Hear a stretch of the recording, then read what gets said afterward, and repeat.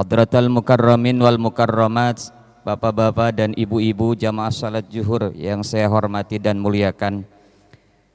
Puji syukur kita panjatkan kehadirat Allah Subhanahu wa taala di kesempatan siang yang mulia ini. Kita menjadi orang-orang yang sedang disayang oleh Allah, menjadi orang-orang yang dipilih oleh Allah Subhanahu wa taala. Kenapa kita sedang disayang? Kenapa kita sedang dipilih oleh Allah? Karena bentuk sayangnya Allah kepada hamba itu diantaranya ketika menjadikan hambanya semakin dekat kepadanya. Maka siapapun orang yang ketika dia diberikan kemampuan untuk bisa melaksanakan salah satu kewajibannya, dalam konteks ini adalah sholat zuhur, dan kita lakukan juga sesuai dengan sunnahnya baginda Rasul, bukan hanya sekedar sholat zuhur, tapi bisa kita kerjakan di masjid berjamaah tepat waktu. Inilah yang dalam bahasa guru saya ketika di kampus menyatakan sesunnah-sunnahnya sunnah adalah ketika seseorang bisa melaksanakan sholat 5 waktu berjamaah di masjid tepat waktu. Itulah salah satu di antara sunnah yang seyogyanya kita jaga dan kita istiqomahkan.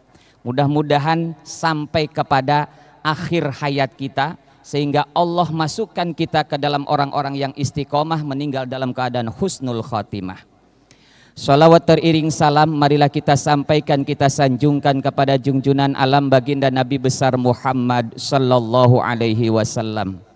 Semoga dengan salawat yang sering kita baca di dunia kita bisa mengikuti sunnah-sunnahnya, dan di akhirat kita bisa mendapatkan syafaatul uzmanya. Kenapa kita baca salawat hadirin? Karena itu sesungguhnya tanda kita cinta kepada Rasul. Bahkan dalam salah satu hadis riwayat Imam Ahmad dan Imam At-Tirmizi, dulu ada seorang laki-laki Baduy yang datang kepada Rasul lalu kemudian bertanya dengan pertanyaan yang sedikit aneh menurut para sahabat yang lain. Apa yang ditanyakan si orang Baduy ini? Dia mengatakan, "Ya Rasul, mata sa'ah." Ya Rasul, kapan kiamat datang? Lalu Rasulullah balik tanya kepada si Baduy ini. Kata Rasul, "Ma'adattah?" Apa yang telah engkau persiapkan untuk menghadapi kiamat? Kata si Baduy ini mengatakan, "Ya Rasul, ma'adadtu laha min katsiri salatin wala saumin wala sadaqatin." Ya Rasul, aku ini tidak punya bekal apa-apa, tidak punya persiapan apa dari banyaknya salat, banyaknya puasa, banyaknya sedekah. Walakinni uhibbullaha wa rasulah. Yang aku miliki adalah adanya rasa cintaku kepada Allah dan Rasulnya. Maka Rasul mengatakan, menjawab dari pertanyaan itu, apa kata Rasul? Anta ma'aman ahbabta. Engkau akan bersama-sama dengan orang yang kau cintai. Maka ciri orang yang cinta itu biasanya kata para ulama, kasura dzikruhu. Man ahabba syai'a kasura dzikruhu. Siapa orang yang mencintai sesuatu, maka dia pasti banyak menyebutnya, banyak mengingatnya. Maka jika kita mengaku diri sebagai umat yang ingin diakui oleh Rasulullah sallallahu alaihi wasallam, rajin-rajinlah kita membaca sholawat kepada Rasulullah sallallahu alaihi wasallam. Amalan ini amalan ringan, tapi pahalanya luar biasa di hadapan Allah Subhanahu wa taala, dan salah satu di antara orang yang nanti akan digembirakan oleh Rasulullah sallallahu alaihi wasallam di yaumil qiyamah. Oleh karena itu, dengan kita membaca sholawat kepada baginda Rasulullah sallallahu alaihi wasallam di samping sebagai tanda cinta, tentu harapan kita kelak di yaumil akhir kita mendapatkan syafaatul uzmanya baginda Rasulullah sallallahu alaihi wasallam. Hadirin ma'asyiral muslimin, jamaah salat zuhur yang saya hormati dan muliakan. Kita bersyukur hadirin, Allah kumpulkan kita di majelis ilmu. Di majelis di mana majelis ini termasuk dalam kategori taman-taman surga yang disediakan oleh Allah di dunia. Apa kata Nabi dalam hadis, idza marartum miryadil jannah farta'u. Apabila kalian melewati taman-taman surga, farta'u, maka mampir, kata Nabi. Apa yang disebut dengan taman-taman surga itu? Kata Nabi, taman-taman surga itu adalah majalisul dzikr, ay majalisul ilm, majlis-majlis zikir, majlis-majlis ilmu, majlis-majlis yang siang hari ini kita laksanakan. Ini sesungguhnya adalah majlis yang dibangga-banggakan oleh Allah di hadapan para malaikatnya. Oleh karena itu hadirin ma'asyiral muslimin, hanya orang-orang yang dipilih oleh Allah lah yang kuat duduk di masjid, duduk di majelis ilmu. Berarti orang itu sedang disayang oleh Allah. Makanya setan itu akan selalu berusaha semaksimal mungkin agar umatnya Rasulullah Sallallahu Alaihi Wasallam jauh daripada yang namanya taman surga, majlis zikir dan majlis ilmu. Bahkan kata Al-Imamul Ghazali, beliau menyatakan ada 7 langkah yang dilakukan oleh setan yang disebut dengan makayidus syayatin atau tipu daya setan. Yang pertama, setan akan menggunakan langkahnya ayyanhahu anha, akan langsung menggoda siapapun umatnya Rasulullah yang akan melaksanakan ketaatan. Bahkan di dalam Quran surah Al-A'raf ayat 17 Allah telah firmankan summa la'atiyannahum min baini aidihim wa min khalfihim wa an aymanihim wa an syama'ilihim. Jadi setan itu akan menggoda kita dari sebelah kanan, sebelah kiri, depan dan belakang. Itulah yang dilakukan oleh setan. Arahnya jelas, depan, belakang, kanan, kiri. Yang tidak bisa ditembus oleh setan itu cuma 2 arah saja, jalur atas sama jalur bawah. Kenapa jalur atas dan jalur bawah tidak bisa ditembus oleh setan? Kata para ulama, jalur atas itu adalah jalur di mana seseorang berdoa, bermunajat kepada Allah Subhanahu wa taala, maka setan tak bisa menembus itu. Yang kedua, jalur bawah adalah jalur di mana umatnya Rasulullah Sallallahu Alaihi Wasallam sujud kepada Allah, tanda patuh kepada Allah Subhanahu wa taala. Maka salah satu di antara cara supaya kita khusyuk dalam berdoa, itu salah satu di antaranya di samping menengadahkan tangan ke langit, lalu kemudian kita berdoa sambil sujud.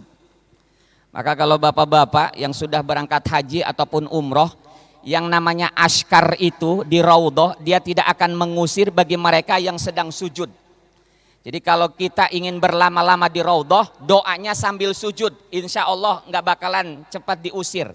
Tapi kalau kita doanya sambil menengadahkan tangan misalnya begitu, kalau enggak misalnya kita lagi baca Quran, biasanya cepat ditarik tuh sama askar. Tapi kalau kita sambil sujud doanya Pak, itu insya Allah berlama-lama kita di raudhah itu. Itulah 2 hal, 2 arah yang tak bisa ditembus oleh setan. Quran yang menyatakan itu, Allah yang menyampaikan itu dalam firman-Nya. Jadi 4 arah itu bisa ditembus, depan, belakang, kanan dan kiri.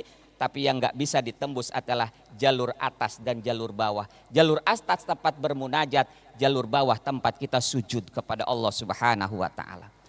Ketika langkah pertama setan tidak berhasil, setan akan lakukan langkah yang kedua, kata Imam Ghazali, yaitu dengan cara apa? Tsumma ya'muruhu bitaswif. Setan akan membisikkan kita supaya apa? Supaya kita menunda-nunda ketaatan kepada Allah, nunda sholat, nunda ibadah, entar Ibarat kata baru juga terdengar suara azan, nanti ada ungkapan baru juga azan, belum iqomah. Nanti kalau iqomah sudah terdengar juga belum takbiratul ihram. Nanti kalau misalkan takbiratul ihram sudah terdengar, nanti tinggal bilang lagi belum juga amin. Sampai begitu Pak, diulur-ulur. Itulah yang dilakukan oleh setan laknatullah alaih. Maka bagi kita yang memahami ini, tentu kita faham ini datangnya dari setan atau sesungguhnya datangnya dari hati nurani yang itu merupakan bisikan dari malaikat supaya kita cepat-cepat untuk melakukan ketaatan kepada Allah Subhanahu wa taala. Maka jangan pernah sekali-kali kita menunda-nunda dalam ibadah. Oleh karena itu Quran menyatakan bahwa fawailul lil musallin alladzina hum an salatihim sahun. Yang sholat saja Pak itu bisa celaka karena dia menunda-nunda waktu sholatnya. Maka jika kita ada kemampuan untuk melaksanakan sholat segera, karena kita tidak tahu apakah setelah menit sekian kita masih bisa sholat atau tidak. Maka maknanya sesungguhnya dalam konteks ini supaya kita tahu tentang waktu kita. Dan ukuran kematian kita itu sesungguhnya adalah ukuran antara zuhur dengan asar, asar dengan maghrib, maghrib dengan isya, isya dengan subuh, subuh dengan zuhur. Itu ukuran kematian kita Pak. Kalau enggak di antara zuhur dengan asar, ya berarti asar dengan maghrib. Begitulah perjalanan kehidupan kita. Oleh karena itu bagi yang menyadari ini, maka segeralah kita menahan, melawan setan itu. Itulah sebabnya ketika kita bapak-bapak melaksanakan sholat, kita dianjurkan untuk membaca doa-doa terlebih dahulu. Ya, salah satu diantaranya Robbi a'udzubika min hamazatis syayatin wa a'udzubika Robbi ayyahdurun. Karena banyak bisikan-bisikan setan yang ketika kita sholat, Pak. Jangankan di luar sholat, ketika sholat saja kita banyak tidak ingatnya daripada ingatnya, apalagi di luar sholat. Maka kata guru saya, ketika kita selesai sholat baca istighfar itu bukan sekadar meminta ampun kepada Allah karena dosa-dosa yang telah lewat, tapi kita mengistighfarkan sholat yang kita kerjakan. Karena bisa jadi sholat yang kita kerjakan tadi itu banyak lupanya, banyak tidak khusyuknya dibandingkan dengan khusyuknya. Maka kita istighfarkan, memohon ampun kepada Allah Subhanahu wa taala dan selalu berhusnuzon bahwa sholat kita hari ini sholat yang diterima oleh Allah Subhanahu wa taala. Hadirin ma'asyiral muslimin, jamaah sekalian yang saya hormati. Jika langkah yang kedua tidak berhasil, setan akan lakukan langkah yang ketiga. Apa kata Imam Ghazali? Summa ya'muruhu bil ajalah. Setan akan membisikkan kita dengan apa? Al-ajalah, supaya melaksanakan ketaatan itu dengan terburu-buru. Sholat disuruh buru-buru. Ya, jadi khusyuknya itu enggak ada, Pak. Ya, yang dikejar itu yang terpenting adalah selesai dulu. Ya, selesai. Makanya ibadah terbaik bagi seorang hamba itu adalah sholat. Dan sholat yang dilakukan oleh seorang hamba itu bukan sekedar menggugurkan kewajiban, bukan sekedar dia sebagai kebutuhan, tapi sholat dimaksudkan adalah sebagai tanda syukur kepada Allah Subhanahu wa ta'ala. Bukankah Nabi pernah ditanya oleh istrinya Aisyah, wahai Rasul, bukankah engkau makhluk yang sudah dimaksum oleh Allah, dosa-dosamu sudah diampuni oleh Allah, jangankan sekarang, yang akan datang pun sudah diampuni oleh Allah Subhanahu wa ta'ala, tapi kenapa engkau melaksanakan sholat sedemikian rupa? Ketika melihat Rasulullah Sallallahu Alaihi Wasallam bengkak kakinya, ibadahnya lama, melaksanakan qiyamul lail, apa kata Rasul? Afalam akuna abdang syakura. Apakah aku tidak boleh untuk menjadi hamba-hamba Allah yang bersyukur? Jadi sholat yang dimaksudkan adalah bagi orang-orang yang sudah sampai makomnya kepada makom yang terbaik, tidak menjadikan sholat sebagai penggugur kewajiban ataupun hanya sekedar untuk kebutuhan, tapi lebih daripada itu, sholat dijadikan sebagai sarana syukur kepada Allah Subhanahu wa ta'ala. Karena nikmat terbesar yang diberikan Allah kepada kita, hadirin, sesungguhnya adalah ketika seseorang itu bisa sujud menyembah Allah Subhanahu wa ta'ala. Itulah nikmat terbesar yang diberikan Allah, dan itulah yang namanya iman. Hadirin ma'asyiral muslimin, jamaah sekalian yang saya hormati, ketika al-ajalah ini tidak berhasil, terburu-buru ini tidak berhasil, maka setan akan lakukan dengan cara yang keempat. Tapi sebelum itu, hadirin, ada al-ajalah yang dibolehkan, yang harus memang diburu-buru. Apa itu? Dalam hadis disebutkan al-ajalah minasyaiton illa fi khamsati mawadhi'a. Terburu-buru itu, tergesa-gesa itu bagian daripada setan. Kecuali di dalam 5 hal saja, itu sangat dianjurkan untuk disegerakan. Yang pertama, tazwijul bikri idza adrokat, menikahkan anak perempuan, anak yang masih perawan apabila dia sudah ketemu jodohnya. Buruin, Pak, nggak usah dilama-lamain. Jadi lamaran itu jangan sampai waktunya setahun. Lamaran bulan Januari, nanti nikahnya di Desember, kelamaan, Pak. Kalau bisa nggak usah lama-lama, 2 minggu selesai. Itu supaya apa, Pak? Karena banyak di masyarakat awam itu, kalau orang sudah lamaran, sudah dikhitbah, seolah-olah sudah halal. Padahal justru di situ letaknya setan berusaha akan menggoda daripada umatnya Rasulullah supaya terjerumus. Maka orang tua yang baik adalah ketika sudah ada yang mengkhitbah, segera nikahkan, tidak usah berlama-lama. Dan itulah yang dianjurkan oleh baginda Nabi. Lalu yang kedua, wa qada'ud dain idza wajabat, bayar utang ketika sudah mampu. Ya. Karena bagaimanapun juga utang ini akan dibawa terus, Pak. Ya, sampai kita meninggal sekalipun. Bahkan di zaman Nabi, Nabi tidak mau menyolatkan seseorang karena ternyata ketika diteliti yang bersangkutan masih punya utang. Maka hadirin, Inilah salah satu yang harus kita jadikan sebagai guidance untuk kita, bahwa yang namanya hutang itu sampai ke sana, Pak. Urusannya tidak hanya urusan dunia, tapi urusan akhirat pun akan terus diminta pertanggungjawaban, diminta bayarannya, Pak. Makanya kita kadang-kadang ketika melihat misalnya untuk sesuatu yang pasti kita masih mikir-mikir, Pak. Tapi untuk sesuatu yang tidak pasti, kita nggak perlu mikir tuh. Contoh, sesuatu yang tidak pasti misalnya ketika kita akad rumah. Ya, kredit rumah misalnya 10, 15, 20 tahun kita akan bayar. Pertanyaannya, emang umur kita sampai ke 15 sampai 20 tahun sana? Tapi kita kan berani, Pak. Menekan tuh ya, menandatangani akad itu. Tapi untuk sesuatu yang pasti, apa itu yang pasti? Mati. Mati. Untuk sesuatu yang pasti kadang kita mikir-mikir, Pak. Untuk sedekah, untuk infak, untuk yang lain yang bersifat kebaikan. Itu kadang kita mikir, Pak, gitu ya. Nah, itulah salah satu di antara bisikan setan. Oleh karena itu sekali lagi wa qada'ud dain idza wajaba. Buruin, bayar utang ketika kita sudah mampu. Lalu apalagi wa tajhizul mayyit idza mata. Memulasyaratkan jenazah ya, mayit ketika sudah diketahui bahwa itu sudah mati. Artinya harus segera. Karena kewajiban orang yang hidup itu salah satunya kepada mayit gitu ya. Di samping memandikan, mengkafani, menyolatkan dan menguburkan. Itu kewajiban bagi orang yang hidup terhadap yang mati. Maka harus disegerakan. Jangan sampai mayit itu nunggu sekian hari. Itu kasihan si mayitnya. Andaikan mayit itu termasuk ahli adab, dia menyangka bahwa nanti kehidupan setelah ini di sono itu, di alam barzah itu ada kehidupan yang lebih enak daripada sakitnya ketika dia masih ditahan belum dikubur.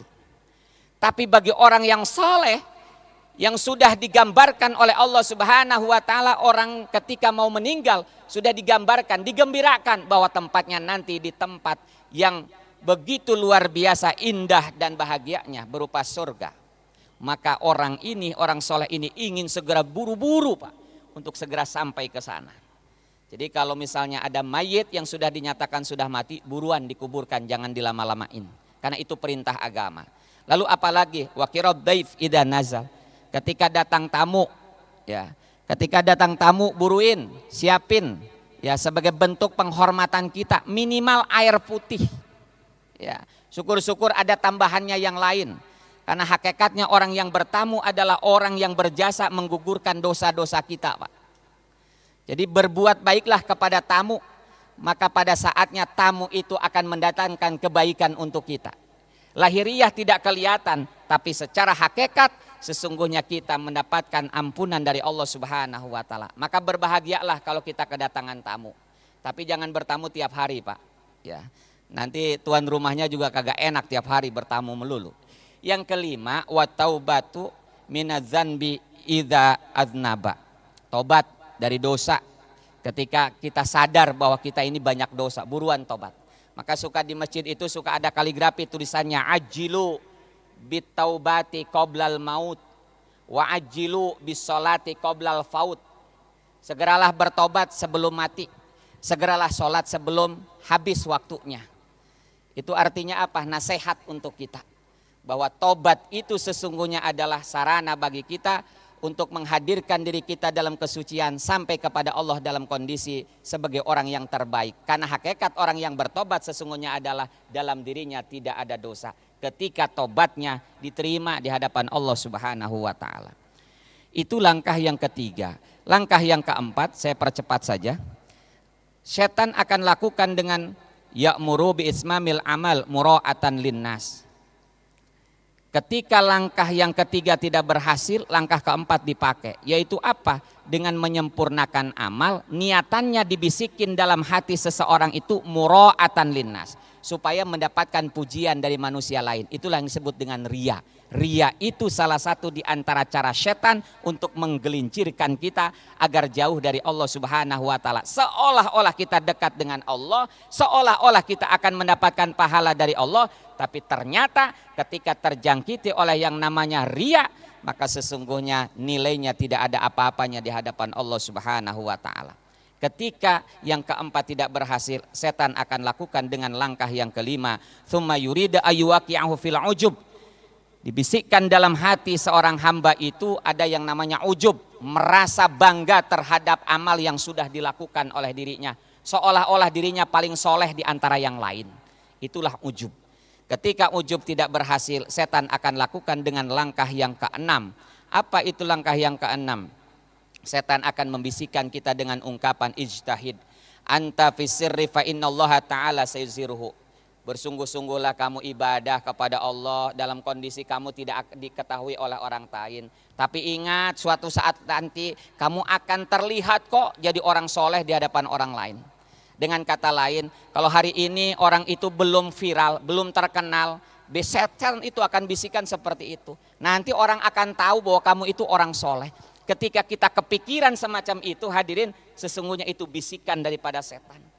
Itu artinya apa? Menggelincirkan kita yang ujung-ujungnya kembali lagi kepada persoalan yang sebelumnya, yaitu riya.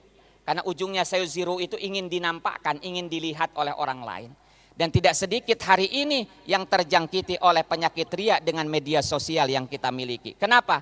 Ketika mau ibadah pun kita terlebih dahulu selfie dulu. Lalu kemudian kita misalnya kalau di itu kita bukan browsing, kita di-upload misalnya begitu ya Pak ya, atau ganti status, biasanya kan begitu. Ini media-media setan yang kemudian majak menggelincirkan kita, hadirin. Lalu apalagi yang terakhir, ini percepat saja, yang terakhir setan akan membisikkan dengan ungkapan yang sepertinya benar tapi ini salah. Apa kata setan? In khuliqta sa'idan lam yadurruk tarkul amal wa in khuliqta syaqiyan lam yanfa'uka fi'luhu. Kata setan, jika kamu diciptakan oleh Allah menjadi orang yang bahagia, maka kamu dengan meninggalkan amal pun tidak akan memadaratkan kepada dirimu, tidak akan mencelakakan kepada dirimu. Kenapa? Karena kamu sudah termasuk ditulis oleh Allah sebagai orang yang sa'idun, orang yang bahagia, orang yang selamat. Tapi sebaliknya, wa in khuliqta syaqiyan, apabila kamu diciptakan oleh Allah menjadi golongan yang syaqiyan, orang yang merugi, orang yang celaka, lam yanfa'uka fi'luhu, maka tidak ada apa-apanya amalanmu yang telah kamu lakukan itu. Kelihatannya kayak benar tapi menyesatkan. Justru karena kita tidak tahu apakah kita termasuk golongan sa'idun ataukah syaqiyun, golongan orang yang bahagia ataukah celaka. Maka kunci bagi kita sebagai hamba adalah meminta, terus meminta kepada Allah agar kita ditakdirkan oleh Allah menjadi orang yang sa'idun fid dunya wa sa'idun fil akhirah, bahagia di dunia dan bahagia di akhirat. Ini barangkali yang bisa kami sampaikan. Mudah-mudahan yang sedikit ini memberikan manfaat bagi kita semua. Dan semoga Allah Subhanahu wa ta'ala senantiasa istiqomahkan diri kita semua. Dan insya Allah tatkala ajal menjemput kita, kita meninggal dalam keadaan husnul khatimah. Ala hadihin niyah wa likulli niyatin sholihah wa ila hadratin nabil mustafa Muhammadin sallallahu alaihi wasallam. Nas'aluka sihah ya Allah. Nas'aluka sihah wal afiyah wassalamah wal barakah wassa'adah fid dini wad dunya wal akhirah wal fawza bil jannah bijahi sayyidina Muhammadin sallallahu alaihi wasallam bisiril Fatihah. A'udzu billahi minasyaitonir rajim. Bismillahirrahmanirrahim. Alhamdulillahi rabbil alamin arrahmanir rahim maliki yaumiddin. Iyyaka na'budu wa iyyaka nasta'in. Ihdinas siratal mustaqim. Siratal ladzina an'amta 'alaihim ghairil maghdubi 'alaihim waladdallin. Amin. Demikian waqad yurjali jarhi sayfi bur'un wala bur'un lima jarahal lisan. Kalau pedang lukai tubuh masihkah ada harapan sembuh, kalau lidah lukai hati kemana obat hendak dicari. Beli berlian untuk istri yang terkasih. Cukup sekian dan terima kasih. Wallahul muwaffiq ila aqwamit thoriq. Wassalamualaikum warahmatullahi wabarakatuh.